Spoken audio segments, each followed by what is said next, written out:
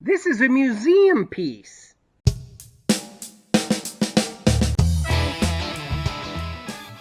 Grapevines, today I got in a bunch of vintage computer stuff today, and as well as some old retro gaming stuff. And this was a mystery box that came in on this one box, and we got some really cool stuff. This is actually in a museum right now. Not this one's here, but this is a museum piece. So vintage computing is very hot right now. Why? Because people are collecting everything. Are they using these to actually do computing? I don't think so. They're just collecting them as collector's items. So let's talk about these things and see what is worth the most. So this is a Radio Shack TSR 80 Micro Color. Why does it say color? Why does it say color? It says color because back then you could still buy a TV that was black and white. So you couldn't imagine buying a color TV right now.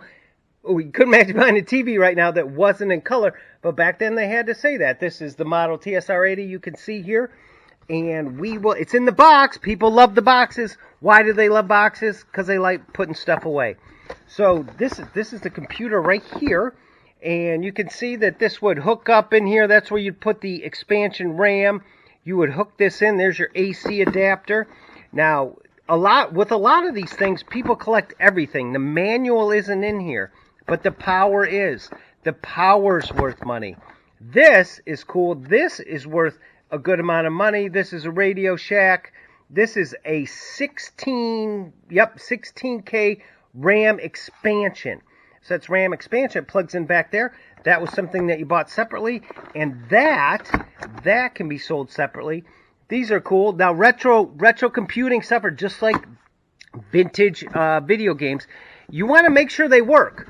So if you have an expert and you know someone who can do something with those, these aren't that hard to hook up. You hook them up to your TV, you press a few buttons, and you don't do anything. Because that's what computers used to do. So I got also, now this is kind of interesting, because this is Atari. Yes, Atari. Yes, the Pac-Man Atari. Why? You can even see that's the same input there for the 2600, the Atari we all know and love. Now it's even got the roller ball, so you can roll the ball there. You can take that apart, get that ball out of there. It's clicks, a double click. This is to an Atari computer. Now, the Atari computers, there's a lot of them out there, but the mouse, when I talked about this, the mouse can go for pretty good money as well, just because people still don't have them. They like the roller ball, and they want to have it. But look at, that's probably what the color used to be, and this is the color now. So, what can you do?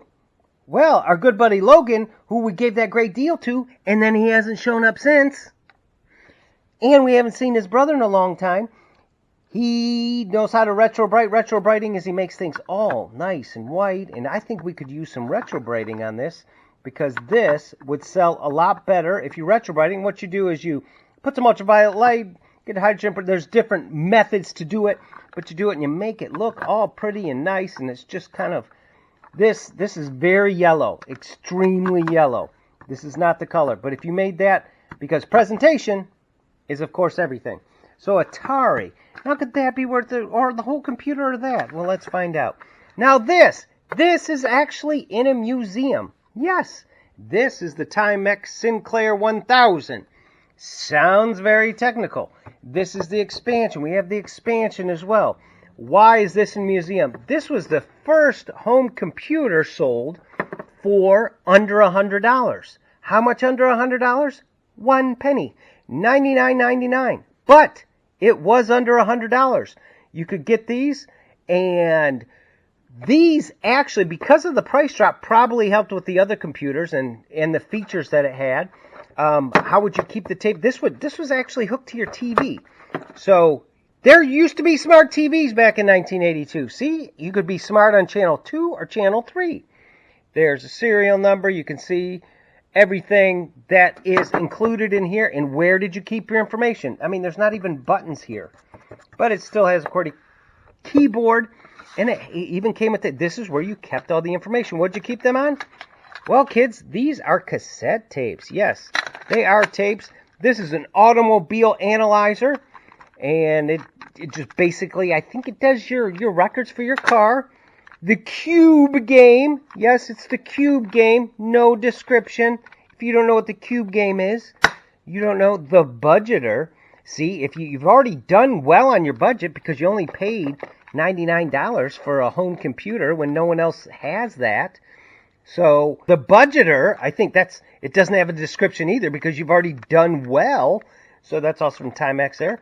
And that's where you would keep your information. And then you can play some games of Flight Simulator. This is probably horrible. But Flight Simulator, cool little thing there. And then, of course, the Organizer. The Budgeter, the Organizer, the Analysis. I mean, that's what you do with computing. You know, this is the Organizer for the Timex 16K. This is for household use. And the tapes, they can see the tapes there. So this is your whole life. You can organize, budget, go for a flight, and play the Cube game. Now, the interesting part about these two things is this. Sometimes the tapes actually sell for more than this. This isn't a high-end thing, but it's still cool. If you have it in the box, it's even better. But that one's not going to be the highest price here, but you could probably get some good money for these. Now, I also got this. This is the Game Boy. Yes, the Game Boy, the original Game Boy. Nintendo, or as we called it when our friends wouldn't come out, no friendo. So this is the Game Boy, and look what it has. It has the back. That is awesome. So it has the back here. Now, when this came in, it didn't originally work. It had a little bit of corrosion from someone left the batteries in there in 1980-something, and just cleaned a little bit of that out, and this thing fires right up. These can sell for good money, but you have everything together. A lot of people are doing a lot of different things with these. Now, some of the newer versions of these actually go for more. Even though this is the original, some of them actually go for more. Like this one. This is the gold one. This is Game Boy Color. You can see Pikachu there. This one isn't in the greatest shape, but this one's going to sell for a lot more than this one. This we're looking at probably $50, you know, because it's got everything with it. It does work. You clean it up, and maybe Logan might want to retrobrite that. I don't know. I don't know if he can do it. Can he do that one? He can make it look like that. And this one's cool. Now, there's something else that you don't see that often. You don't really hear about that often. They don't sell that often. This is PlayStation. Yes, original PlayStation. People like OEM. They like the original stuff. That is by Sony. What is this? Where are the wires for my PS2 controller? Well, you don't have one. This was the first wireless controller. You would plug this into your PS2. That is your dongle. You put this in, and then you can play wirelessly, and no one trips over it. The dog doesn't do anything. What does this also have? It also has the back. Yes, it has the back where you can put in the 3 batteries. You still got to put batteries in it. And this is very cool. Now, this is going to be worth more than that. Yes, it's going to be worth more than this. So we're going to take this and put this over here. We're going to put this over here with our Atari computer.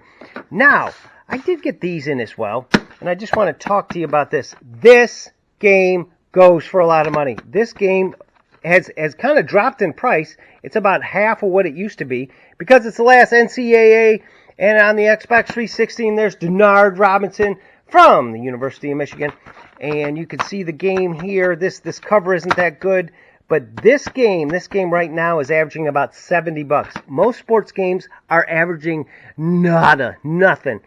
This one, it was selling a little bit higher on Amazon, like in the 150s. If you can get a working one, in this particular one, only this one, not NCAA 13 or 12 or anything else. They still go, but for some reason, sports games are on the rise. This was a very exciting one to get. So that's a cool one. Now, when you have to know your difference, look at this. 2014 Rocksmith, 2014 Rocksmith. They are the same game, same guitar. Yes, one's for the PS4, one's for the Xbox 360. Now, you can buy these disc only. In disc only, this is about a $3 game. This is about a $25 game. Now, $25, that's a lot. That's a big difference from $3. So, $25. But, how do you plug it in? Well, what do we do? Hey, there's a cord that comes with it. The cord, if you have the cord is worth as much as the game. Yeah. So, keep all your peripherals and everything there. So, we're talking $50. $50 for that right there. $3, $50. That's not even a pizza, and that's like 10 pizzas. It's got to be Little Caesars. Not the best, but it's still good. What's this sell for? What is going to be worth the most? Well, we know this one. This one's all over the place. This is just kind of nostalgia. You'd really have to find the right buyer for this. These are still, we're still talking $50. You can probably still get $50 for that, and you might be able to get in the. No, I would just wait and see on this. This here, and this here. Now, which one? When Logan Retro writes this, and this one. Well, actually, this is right around the $50 mark. $50 for a mouse. $50 for an Atari Mouse. I think that's great. This was in the bottom of a box. This is a little bit more, around $60. Yes, $60. Now, retro computing is a little tougher because this is probably going to go for a little bit more. It does have the different things. Now, we're going to talk to our good buddy, Kevin, and see, maybe hook it up, play a little games, and see what happens. If we get it working, we can say it's working. That's going to make a big difference in the price. The box is still here. The box is not good, but it doesn't matter. It still has the box. This is probably going to be worth the most, but it's really a wild card. It's going to be more than $60, and you would put this probably at an auction and see what it is. So when you get a mystery box and you don't know what's in it, go through, do a little research, play the Cube game, Game Boy. Sometimes these are worth as much as the game, and if you don't want wires, there's one downside. You gotta find batteries. So anyways, thanks for watching. Appreciate it. Play some Atari. Find your old games. Make some money.